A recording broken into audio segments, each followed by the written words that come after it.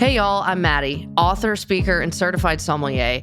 I think we can all agree that life can get pretty tough at times.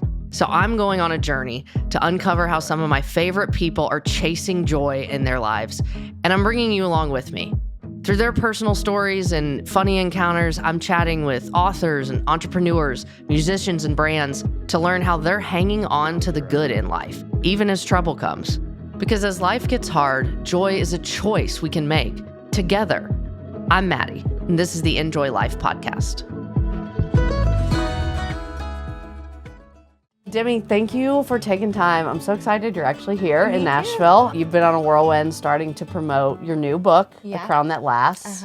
Cannot wait to talk all about it and your story. Before we started rolling, we were talking about South Africa and your home and your family, and just that I got to take a trip there with Ben 7 years ago after we got married, and just how sweet and nostalgic that is, and wine and just everything that comes with what a beautiful country it is. I know, it's special. And y'all have a home there still. We do. I mean, it's always gonna be home for me. Yeah. It's funny. This morning I was going to him after my event, and there were two South Africans that I met there in Chattanooga, and I was kind of like doing the South African accent on the phone, and I caught myself, and I was like, oh my word, I just did an accent of my accent. This is not right. This is flaring up in a weird way. Not right, yes. But no, South Africa will always be home. We go back as much as possible. My family's still back there. So it'll always be home. But I so love that you got to experience. Oh my gosh. Honestly, it was such a whim. I remember, not that everyone cares all about how I got there, but it was such a whim trying to figure out, okay, where are we going to go? It was October when Ben and I got married. So, it was, the tropics are kind of out and da-da-da. And I, at that point, still worked in wine, as we were talking about. And he had he's such an outdoorsman, hunter, fisher, the whole thing. And just honestly, basically like threw a dart at a map kind of thing. Yes. And I was like, I know nothing. And we started looking, and I was like, these are our passions. Like, if we can make 2 weeks, because it's such a long travel, it was amazing. Just such a wonderful place. So I'm glad y'all still get to be back. I hope you get to go back soon, and you know that you have a tour guide. You're so kind. Not professional, but personal tour guide. Yeah. So anytime you want to go back, it is, there's somebody once said, I heard this quote, Africa, you're not from Africa. You're not African because you were born in Africa, but because Africa was born in you. Oh, I love that. And that just resonates with me so well, because it's just one of those places that you can try and explain to people, but once you experience it, once you meet the people, once you just experience their hospitality, their warmth, how they just welcome you into their home and want to cook for you. We love cooking for people. We love hosting people. We're the best at barbecuing in the world. Okay, we call it braai. We call it braai. So I have to get that right, because my South Africans will get on me for that. So it's a special place. Love to come for a braai.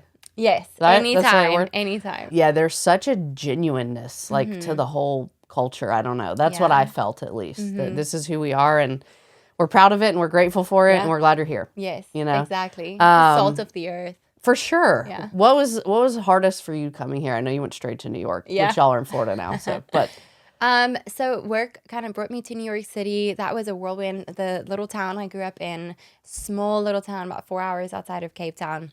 And we literally had one traffic light, light. And that traffic light is on the interstate. So you have to stop at that traffic light to turn into our little town. So teeny tiny little town.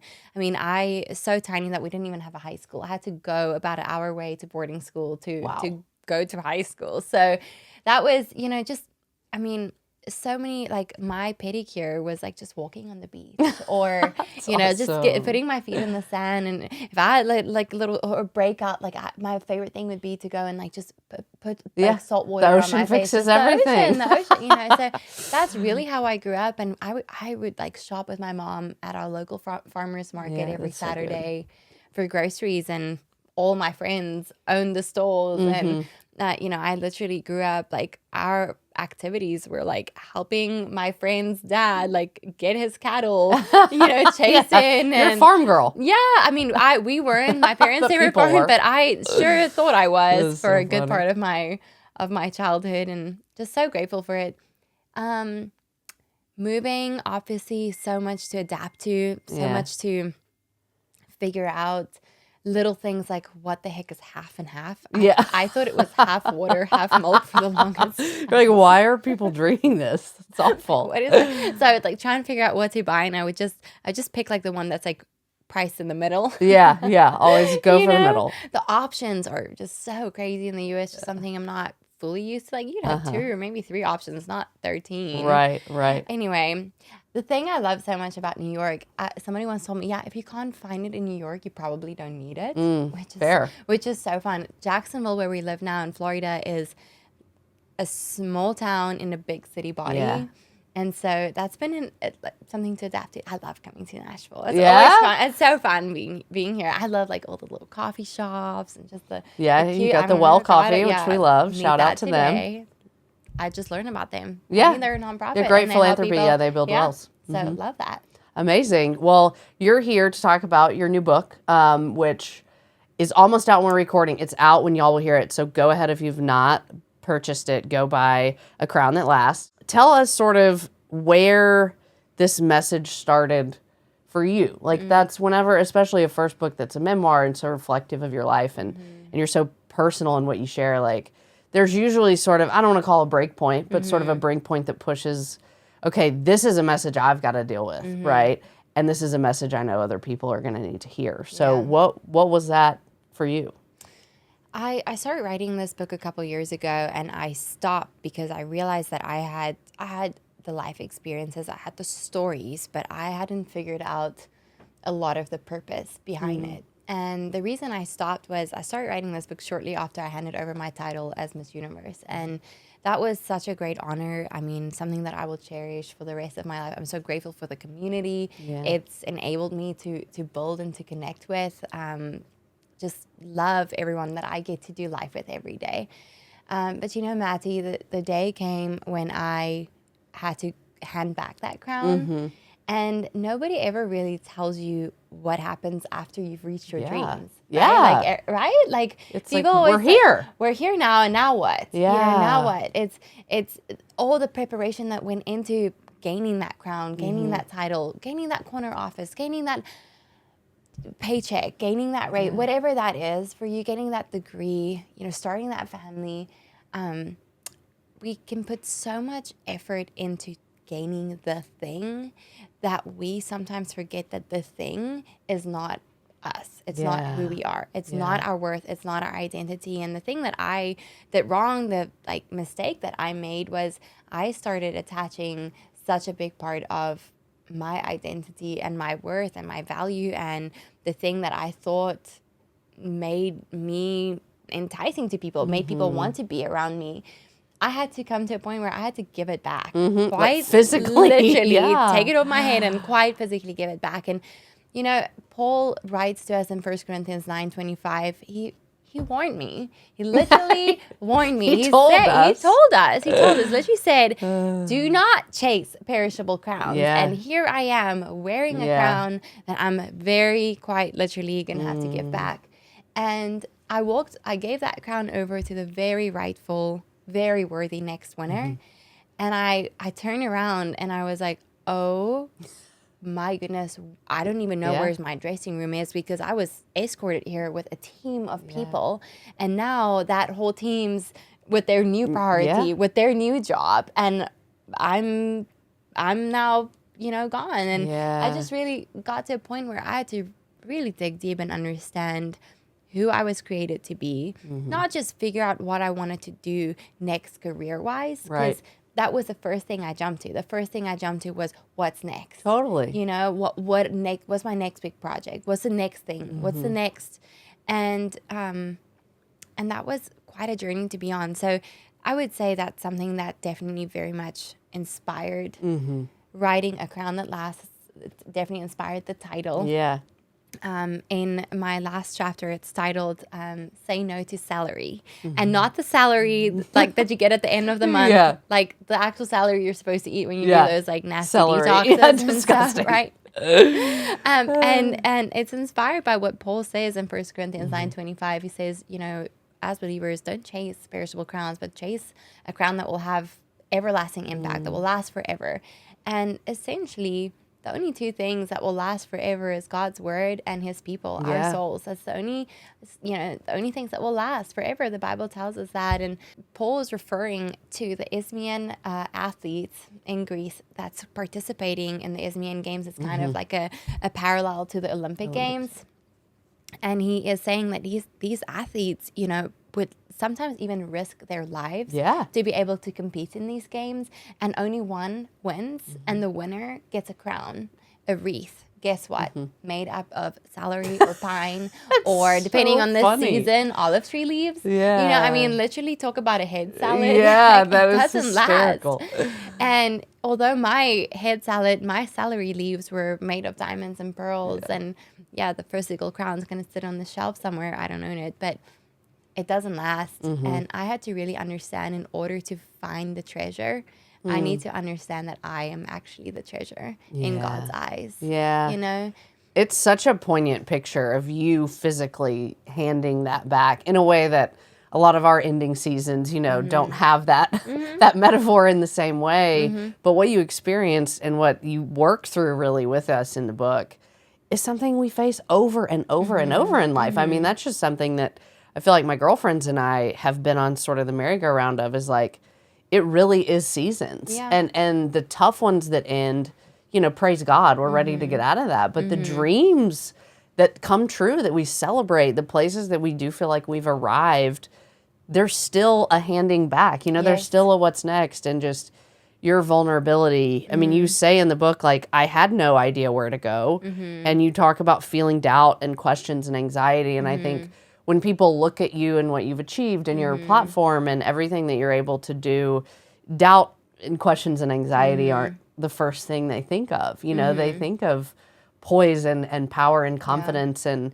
so to hear from you, man, I turned around and not only was my team gone, like, my purpose was gone. My identity was totally shifted, is just such a kindness of you to share. I think is all I'm saying, is thank you. And an invitation to us to see what you did and how you dealt. And there's you have a post on your Instagram where you have all these different white, like, sticky note, like labels, and it's this really, like, ominous, all these voices speaking these names and labels over you. And I just identify with that so much. And I wonder, like, obviously the title of Miss Universe and Miss South Africa and that whole world is a label that you so proudly wore and will forever be yours. Was that something you ever felt before that? Or was that stage kind of like the first time you're like, oh, wow, there's a lot of expectations that other people are putting on me, or labels that people are putting on me, and I got to figure out how to wear these? Yeah, I think that's probably only something that I've come to a realization to in the last 3 or 4 years. Writing this book was so therapeutic, something I never expected, right? And I really felt like such a big part of the book that the message I was writing. I wrote the book myself. I thought I would make use of a ghostwriter, and I was like, let me just give this a shot, and I just loved it so much, and it was so therapeutic. And sometimes I would go and, like, read back a chapter, and I'd be like, oh man, like, I needed to hear that today. Right? It felt like I literally wrote some of it for myself, you know? And so sometimes I'll just go and be like, what did I say again? What did I tell myself again? Let me go and, like, remind myself of that. But the labels part, the subtitle of the book is You Are Not Your Label. And, whether we want it or not, whether we plan for it or not, labels get put on us all the time. Mom, dog mom, husband, wife, entrepreneur, etc., etc. We all have labels that get put on us. And, sometimes those labels are just so messy and so sticky, and sometimes they leave a little bit of residue. Yeah, that's just a good way like to the put labels, it. I mean, right? truly.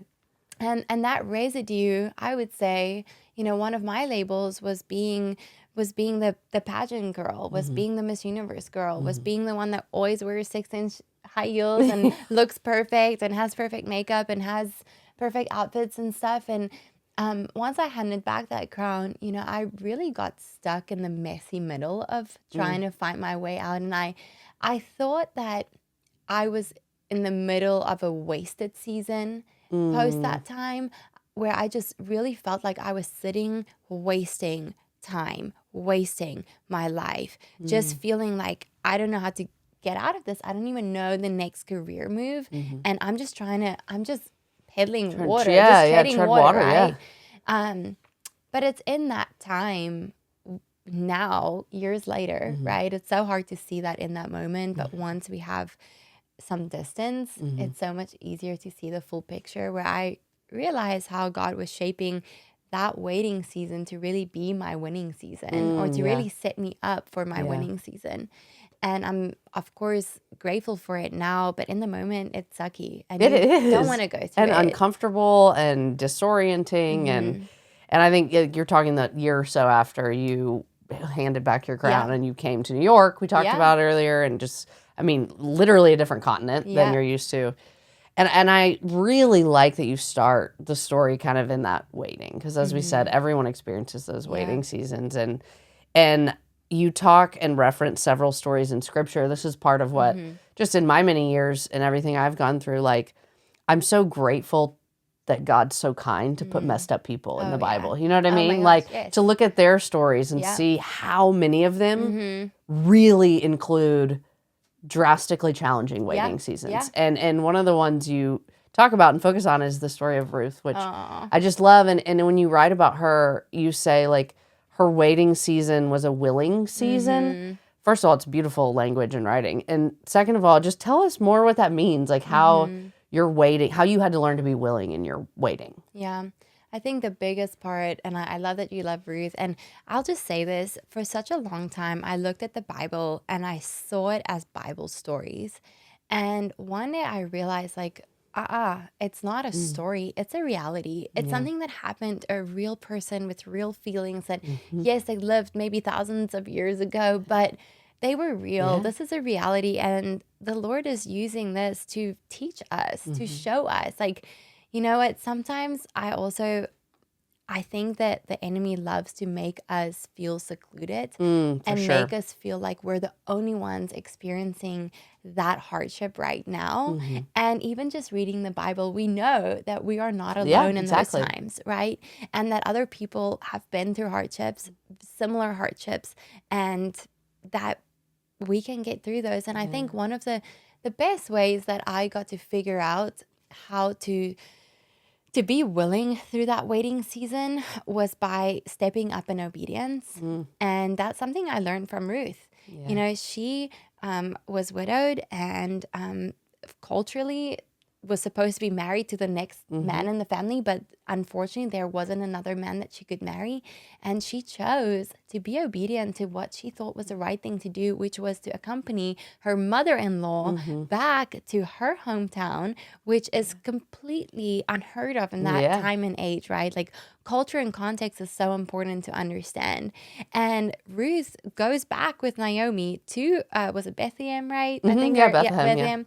And she just goes and does what she can with what she has. And she picks up after the leftovers in the field, and she accumulates, you know, food for her and her mother-in-law to survive. And essentially the thing that draws Ruth's husband, future husband, to her was not her beauty, was not her, you know, her presence, but was her ability to love and serve and do the thing that she thought was right, and essentially her obedience, right? And I think that there can be so much blessing that comes from obedience. And I always say, as long as we are willing, you know, God can use that. We have to be willing, and be careful when you are, because He can and He will. He will, He can and He will. And Maddie, I think sometimes we can think that what makes us significant enough to have an impact on somebody else's life, or to make a difference, or to make a change, or to even change circumstances for ourselves, you know. I went through a pretty horrific situation. I was carjacked, held at gunpoint by a couple armed men back in my home country, South Africa. I was just shortly before Crown Miss South Africa, so I was all dressed up, and I was on my way to an official event. And to make a long story short, I was able to fight my way out of that situation with the help of self-defense classes that I had done before, with the help of safety driving courses that my dad like forced me to go on. Thanks, Dad. Yes. Thanks, Didn't like Dad. it back then, but now I I'm, know. now I'm so grateful for just a loving, caring dad that really had my best interests at heart. And that whole incident was very, very traumatizing, horrific, awful. But the most dramatic part of that situation was running up that avenue, 5:30 in the afternoon, broad daylight, peak hour traffic, knocking on window after window, and nobody would stop to help. Yeah. That was the most horrific part of that whole situation. And, eventually, I mean, my people had their windows open. They could hear what I was saying. And I will never forget this woman's face. She literally looked at me and she said, "Get away, get away." She could hear me. Her window was open. And eventually, a young girl, she was 19 years old, pulled over in this old little, in South Africa, we'd say like skadonk of a car. I love If you're that. South All African, the new you know what I'm words. talking Yeah. about. Like, it just sounds Yeah. beat up, right? Yeah, Like a it's skadonk a of a junker, car. yeah. Yes. Yeah. So, it pulled over in this little old teeny tiny car, and she rolled down the little car window and she leaned over and she said, "Do you need help?" And she pulled me into her car and led me to safe. Oh, actually, before I got to get into her car, she had to lean over and like unlock the little car. Unlock it, unroll it. Unroll it. That old of a little car. But that story, and that woman just really impacted me so drastically, because she didn't have much. She didn't have crazy skills. She wasn't like in law enforcement or, a former FBI or anything. She just had this old little car, and she used what she had with where she was at to step up and help someone in need. And the ripple effects of goodness that have come from her stepping up in that obedience, doing what she thought was the right thing to do, that served as a catalyst to me learning about the fight against human trafficking. I get to serve on boards across the world, helping survivors of human trafficking. Amazing. I get to fundraise for our aftercare programs and survivor care and just all of these ripple effects of goodness that came from her saying, "Yes, I will be there for you." Yeah. And that has led me to saying, you know what, I never want to be one of the cars that turned a blind eye, that rolled up the window, that shoved someone in need away. And so anyway, I kind of got sidetracked there. No, not at all. That's such a beautiful picture of that young girl's willingness. This is exactly what you said. It's like she was literally waiting in traffic. Yeah. And was the only person there with a willing heart Yeah. to serve you, to be obedient. She had no idea who you were or what was going on. No, she didn't. And like you said, the ripple effect of that, and that a lot of the way that God uses us is in those waiting moments. And I think that is a really poignant picture of that, and everything that then you've been able to do with your life and your platform, and it's just amazing. So I'm so grateful. How have you navigated some of those seasons? Because I feel like I'm still learning all the time. Oh, totally. No, I think the biggest thing for me, I think I had a whole new kind of crash course in trust, in the Lord, in confidence in Him. Confidence is a thing that you write about and speak about a lot. And actually, I loved an interview. I think one of our first interviews maybe that you did with your husband, Tim, and them asking you about, your experience in the pageant world and with beauty and confidence and all of this. And you reciting a psalm that came to mind about like, you're fearfully and wonderfully made. And just that this battle, especially coming from the world you came from, is to resist relying on self-confidence and learn what it means to really build your confidence in the Lord. And I think you need that, or at least I'll speak for me, I needed that more in waiting seasons than any other time in my life. Because I think that's why that post of all the labels related to me so much, is that I feel like with what I went through, there were so many labels that got removed that I was really happy to have, like wife, obviously. And then at that point grieving, will I ever get to be a mom? And so grateful that He's answered that prayer.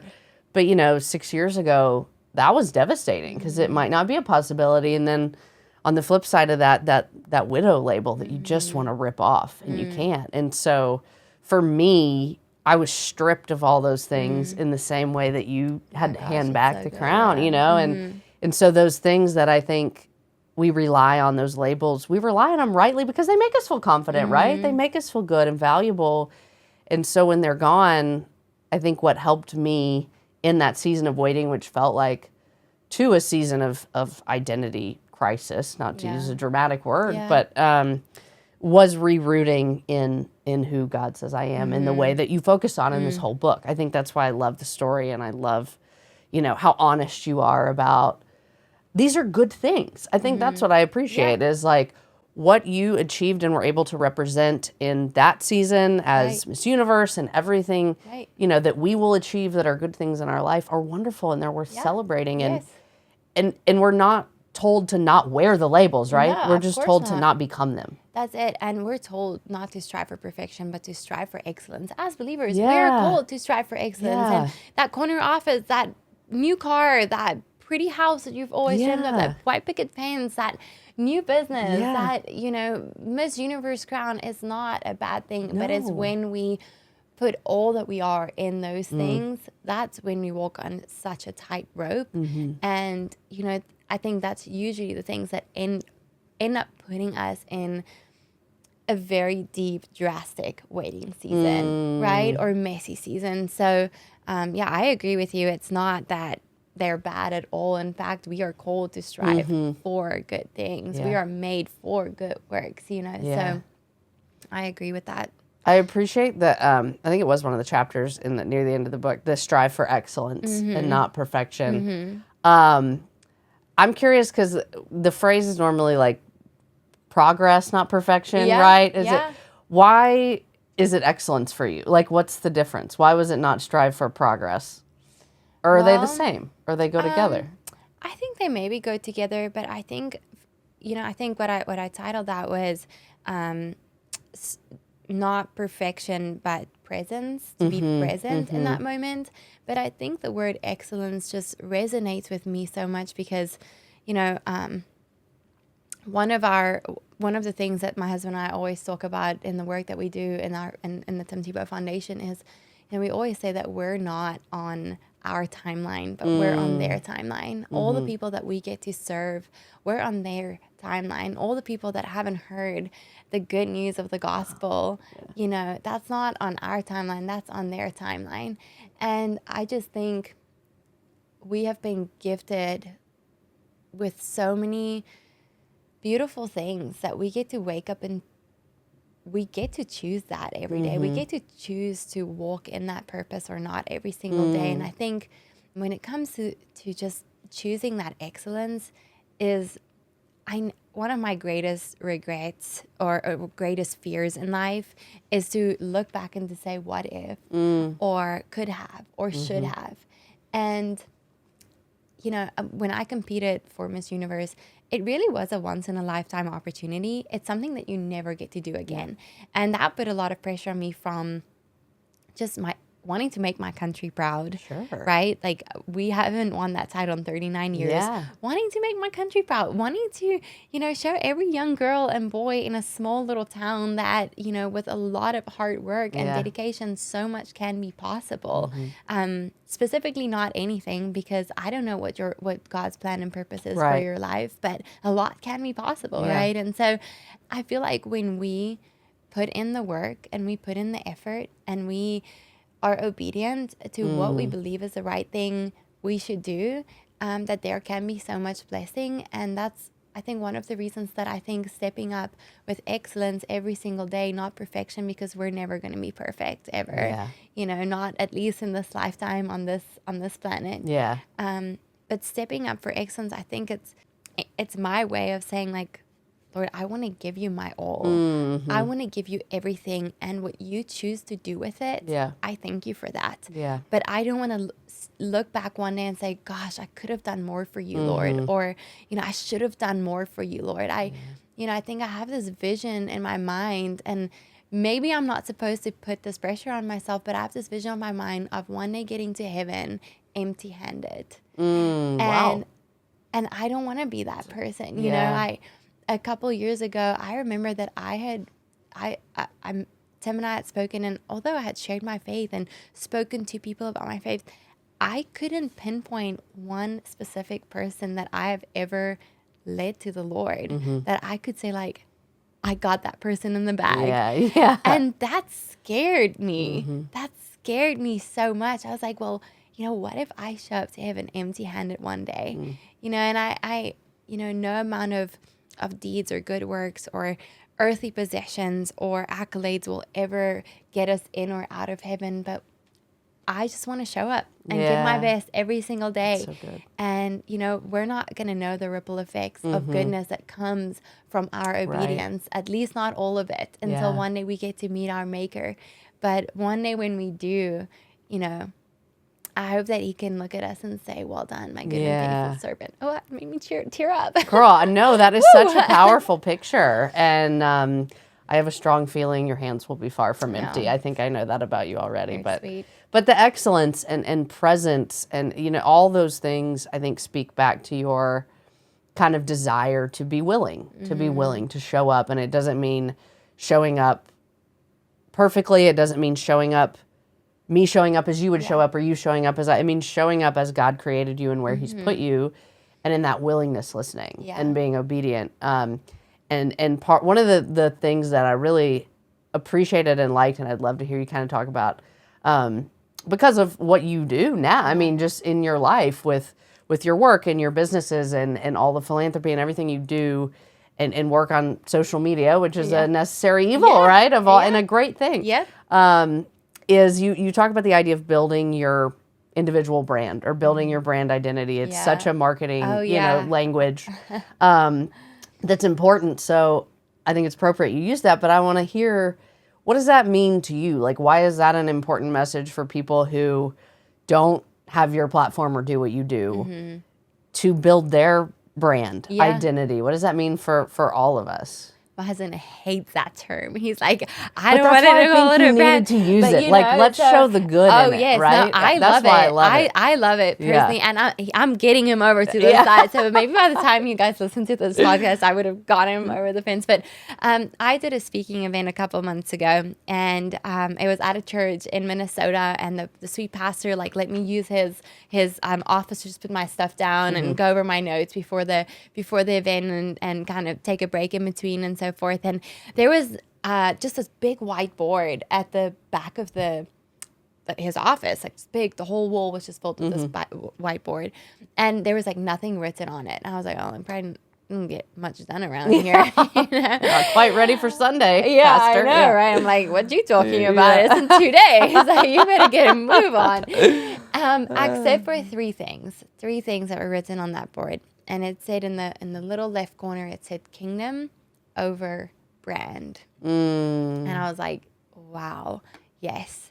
And, I looked at that and I was like, well, okay, yes, kingdom over brand, but also kingdom over self. Kingdom over I, kingdom over me, kingdom over myself. And for such a long time, I relied on one brand to be successful. I relied on one thing to pull me through to the next thing. I relied on one person to pull me to the next thing. And that one thing, that one brand, that one person was me, was myself.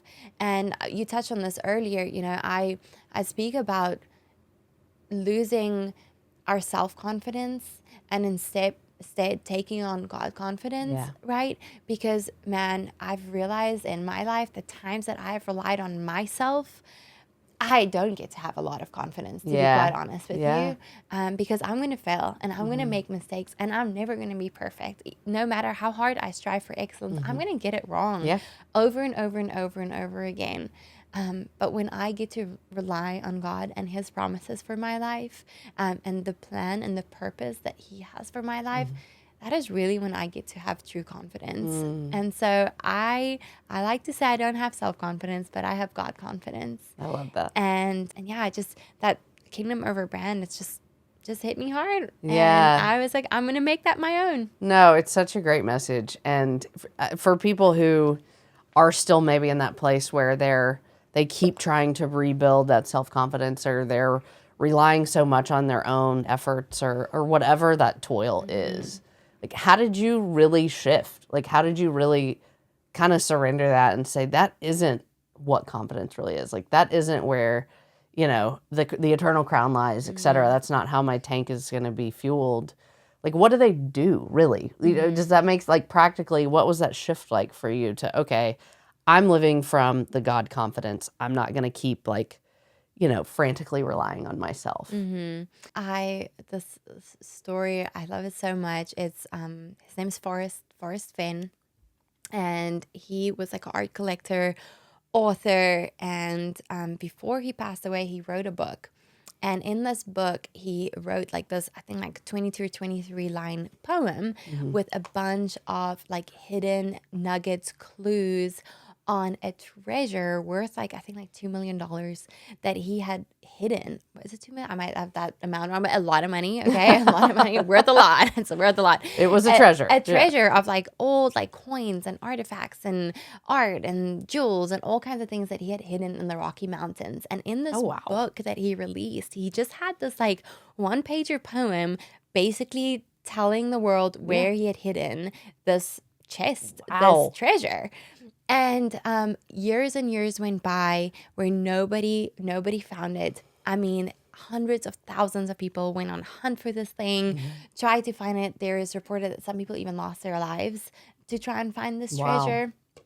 And eventually, the guy that ended up finding the treasure did a couple of interviews, and people were like, how did you find? I mean, the Rocky Mountains are huge. Yeah, like there were not like search. No, it's not like there was a map or like it was. I mean, it was so a poem. Great. Yeah, it's a poem. And the guy, this is true story. The guy that ended up finding this treasure, in some of the interviews that he did, they asked him, how did you find the treasure? Yeah. And he said, I focused on the person. I got to know the person of Forrest Fenn, and I studied everything that he had written. Yeah. I listened to every interview that he did. I watched every YouTube video. I listened to the things that he cared about. I was looking for those things. I just got to know him. Yeah. And you know what, Maddie, like that's essentially how I found my identity, by just getting to know my creator, and that's where my treasure was buried, was in getting to know him. Man, that's such a good story. Isn't it great? I mean, on its own, but also, that's crazy. That is a crazy story. So crazy. But you're right. I mean, I think that is what is simple and difficult about a lot of what God tells us is like it's not complicated. But it's challenging because it takes reorienting your world around God's world. Like you said, it takes learning him, and where do we do that? In those imperishable things, like you said, like scripture. And so I hope that is a freeing answer to people, is that it's not a secret treasure. It is something that is very simply like anyone else that you would want to get to know, like this guy trying to get to know the author. You just get to know God. And when you do, your entire focus, your entire confidence reorients, because or at least I remember on those days where I feel down and anchorless and, bombarded by these labels. Like I now remember and recall what God says about me, right? And so that trumps everything else. And it takes time getting to know him. And you're such a reflection of that. And it just, man, it changes your life. Does. Right? Does. And something I love being just super practical. Honestly, this is going to sound so repetitive. It's going to sound so simple. But go and memorize scripture. Yeah, totally. Just go and memorize scripture, because in those moments that you need it, it's like that song that you can't get out of your head, you know? Oh, and good. It's just so, in those moments that you just need that encouragement, like, go and memorize that scripture. Somebody, one of our good friends, Pastor Levi Lusko, gifted my husband Tim this. I mean, they're like $5 on Amazon. They're these waterproof. So funny. It's actually they're these waterproof sticky notes that you can literally put up in the shower. Yeah, and I don't know about you, but like sometimes I get like my best ideas. Yeah. Like, just absolutely. Water, and then you want to write it down and you can't. Well, well, also my husband loves using them. They were his gifts, so I kind of stole them. But in the morning I will just go and like just write out my scripture. Just go and like just recite it. Just go write it on the shower glass. Just have that notebook handy. Have that note app on your phone handy. I literally have like my church notes in my phone. Like, evil can be in the palm of your hand with all the comparison that we get to deal with, but use that technology for good. For sure. Like, you know, there's a Bible app. Yeah. Like, go and save those verses. Go and highlight Absolutely. them. Just something so practical. And I think something else that has been super helpful for me is also just surrounding myself with people that can Always. constantly point me back to him, to my creator. And that's sometimes hard to find. Yeah. Especially moving continents, that was hard. Right. Moving into a different culture, a new culture, was hard to find. But just praying, you know, the Bible tells us that the Lord will give us our heart's desires. And so not to be afraid to pray specifically I for love that. what you're desiring, you know. Yeah, and I think, And they're not relying on your timeline, but on his timeline. I'll right, just say which that, is a sorry. hard thing to do. It is a Yes. hard thing to do. Yep. Well, I think one of the things that I saw throughout just your whole story, the whole book, is, as you said, reorienting your purpose to God's purpose, whether it's being willing in the waiting or even just, I love how fondly you talk about watching the pageants, the Miss South Africa competitions with your mom, and like Yeah. just loving everything about the woman. And even then you say, like, as a young girl, it wasn't just their beauty, right? Yeah. It wasn't just the winning and the crown. It was that you wanted to be the type of person that these women were and that they represented. And the way you, in the book, to me, is that same message is, you know, have an eternal purpose is what you're talking about, and have an eternal perspective. And when you get to know your creator, that's what happens is you gain this eternal perspective. And those are the ways that you see yourself and find your confidence and make choices to move forward. And so I loved, I don't know if this was in the book or it was a quote that I heard you say somewhere else, but it says, focus on your greater purpose. Focus on leaving behind a footprint of significance, not just success. That was so striking. And I think, and they're not, you know, they're not mutually exclusive. Like, you can have success, just aim at significance and let the success fall. I think it's C.S. Lewis says, like, aim for earth and you don't get heaven, or aim for heaven and you get both. I botched it, but that's, you get the idea. Yes. It's, man, aim for that purpose, aim for that significance, do it God's way. And the success is a bonus. Like, the labels are a bonus. Yeah. And I see that in your life. So I'm really thankful. And I guess just kind of want to leave, like, it's kind of just a big picture kind of question to wrap up, but it's, I guess, what does it look like for you to have done that hard work and been obedient and spent time with God and to reorient, you know, your identity to who Christ really says and find that stable ground and still dream, right? And still start businesses and run foundations and like, what helps you strike that balance, if that makes sense, of dreaming and achieving, but not letting those labels creep back in? Yeah, I think that's, in all honesty, you know, I wrote this book, but like I told you earlier, I wrote this book as a reminder to myself, as a message to myself. And I hope that somewhere along the road, this roadmap that I kind of wrote as a reflection of my life experiences and the things that I have been through and experienced. And, you know, I hope somewhere along the road that will help somebody else.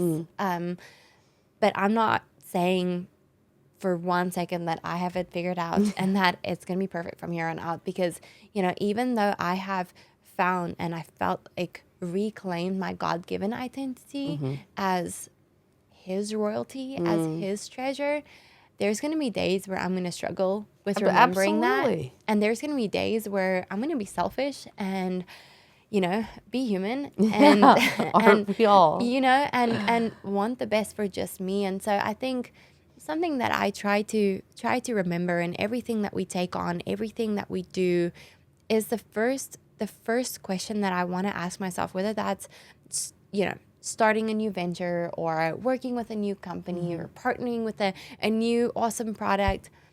I ask myself, how is this going to glorify God? How is this going to point people to Jesus? And, you know, sometimes it's not that you have to directly say that or, you know, preach a Bible verse, but it can be in your actions. And And so I try to focus on that. And so, Totally. Try to do things that have a higher impact. I had a content like series that I started a couple years ago, that I held a couple years ago, and was labeled Purposeful People. And I am such a girly girl. Like I love bangles and earrings and like cute stuff and I'm not wearing any nail polish right now. I'm kind of going no nails right now. There's a reason these are not on camera. Anyways. I'm such a girly girl, and I love fun things, but I labeled this content series Purposeful People, and it was focused on companies and brands that had a higher purpose, and that purpose was people. And I partnered with companies that did things like employ survivors of human trafficking and employ people that have formerly been homeless and taught them trades and skills. And there's so many great places out there. And, even just as a consumer, how our money can, obviously drive demand, and how we can change just by our supply just by our shopping habits, and just by being mindful of that. So don't have it figured out. Going to continue to figure it out. But just going to try and focus on where and how can and will this point people to Jesus. Yeah, I love that. That's a perfect filter, I think, from all of our decisions, right? And just to have that foundation of Scripture and have that community to speak those truths over you is where we start. And that's how we hold ourselves accountable when we do get lured back in, right, by the labels and stuff. And so I'm so grateful that you wrote this book. I'm so glad you were here and to get to share it with everybody if they haven't ordered it already. Again, A Crown That Lasts by Demi Leigh Tebow. And I'm so grateful for you. You are such a joyful person, which is what we want to share with everybody here. And so sweet. And so takes one to know one. Yeah, well, hard earned by both of us. I think that's a beauty of those waiting hard seasons is, man, you learn to spot joy and you hang on to it, right? So I wonder, and how we actually like to end for that reason is just to know something that's bringing you joy right now as you travel and promote the book. Something that truly brings me joy is I just love the people that I get to do life with. I love it. I was on the phone with my husband just a little bit ago. I'm pulling up in here to come and chat with you. And I told him, I was like, gosh, Tim, I'm just so grateful for what I get to do every day. I just wake up and I just love what I get to do every single day. And it doesn't feel like work because it feels like a passion. And, the word passion comes from what Jesus did for us on the cross. It means the word compassion, it relates to passion. And it comes from a 12th century, 14th century Latin word, one of those century Latin word that long time ago Latin word that means to suffer with. Right? To suffer with. And man, I wake up probably most days and I don't want to suffer. I don't want to suffer for myself. I don't want to suffer for new shoes I'm wearing that's giving me blisters. And I certainly don't want to suffer for the sake of someone else. Can we just not be so glad that in the moment it counted the absolute most, that Jesus didn't turn around and say, no, I don't want to suffer for them. I don't want to have compassion for them. He could have chosen to do the opposite thing, but he didn't in the moment that it mattered the most. And so that doesn't really answer your question, but I am grateful, and in that I'm just grateful for where I am and what I get to do, and just having written a book and just being married to my best friend that brings me joy. The people that I get to do life with, I don't call them my accountability partners. I call them my transparency partners, because you can still lie to your accountability partners. Sure can. And then you're not really being held accountable. But I am grateful for just the girlfriends that I have in my life. It's something that I've prayed for a long time and that I've waited for a long time. I'm just grateful for them. I'm grateful for my dogs. Can we just talk about Girl, that? yes. You're a dog mom. I know. I just love my dogs. There is no greater joy. Like, you don't feel like a rock star with anyone else more than your dogs. That is 100% right. Sometimes I want to send my Dalmatian on a one-way trip somewhere. One-way vacation. I will never do that. I love her so much. Literally, when I landed in Nashville, first thing I said is, I miss her so much right now. But she's like a total nut. She is crazy. But she, just that joy that Anyway, I love dogs, so let's stop talking about dogs because Dogs bring us joy. Dogs 100%. We can always wrap I with love that. coffee. I'm grateful for coffee, especially on early mornings like today. So many things. I'm so glad. Yes. I'm so glad to have you How here. about you? I mean, I'll say dogs too. Yeah. And obviously we're expecting our baby, so we're just Congratulations. on the edge of our seats about that. Cannot wait to meet him. Congratulations. Years of tears and prayers and redemption. It just like feels like a dream, That to be is honest with you. So amazing. So I'm amazing. very grateful. I'm grateful we got to have this time. So Thank you so congratulations. much. Thank you. And This to you is going too. to free a lot of people. I know that. You're so I know sweet. that. You're so encouraging. Thank you so much, Maddie. Yeah. Also, can we just say we showed up wearing the same shoes? How weird. Y'all can't see it, You but can't see we them. are totally twinning, which, Yes. makes me feel great that I'm dressed Oh, as stop. Miss Universe. So I was like, what do you wear when you interview the most beautiful woman in the Oh, world from, no. but here we are in our same shoes. So Yes, my so- self-confidence and my God confidence And is they're now high. sneakers, by the way. I'll show you Yeah, guys. girl, let's be, I forgot to we pack can be socks, willing, but so let's be comfortable. Yes. That's I forgot to pack socks. These were the Those only look ones I great. could find. Look I feel like- perfect. I feel like a little bit of a tennis player here, but okay, we'll do I it. love it. I love it. Well, thank you so much. Y'all go get Demi's book, A Crown That Lasts. And I assure you, it is such a treasure. It will free you. It will encourage you. And I'm just so glad for it. So Thank you. Thank you for your so time. much. A huge thanks to you for listening. If you liked what you heard here today, if you feel encouraged or found a little joy, please like or subscribe so you can get updates on all the new episodes. And please visit me at maddiejackson.net to check out both my books and the coming soon 6-week course on grief and hope.